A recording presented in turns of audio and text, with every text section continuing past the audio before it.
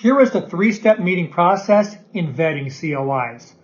Let's assume that a COI has agreed to meet with you. In the first meeting, you want to learn as much as possible about them and talk as little as possible about yourself. If you feel they could be a good fit as a referral source for you in your practice, set the next meeting. If after the first meeting there's not a good fit, you don't need to whip them into a nap by talking about yourself and your business. Thank them for meeting and move on. The purpose of the second meeting is to summarize what you learned about them at the first meeting and then tell them more about your practice. After that, if you feel there's a good fit, you're going to set the third meeting. Now, in that third meeting, you'll discuss how you could potentially work together for mutual benefit. Many financial advisors do not want to go through this three-step vetting process because it takes time, but the time invested is worth it. This whole thing is about quality, not quantity.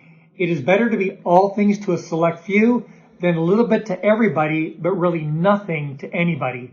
Narrow and deep is the way to go.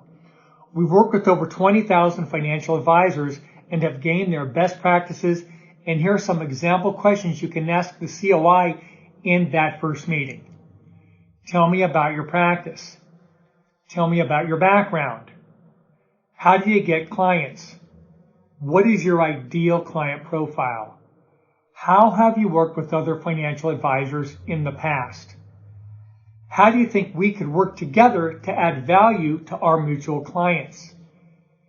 If we were to work together, how do you think we could add value to you and your practice? While you are asking these questions and listening to the COI's responses, you'll be asking yourself, is this COI a good fit for me, and am I a good fit for them? For example, your internal dialogue would be, is this CPA going to be able to service our clients well?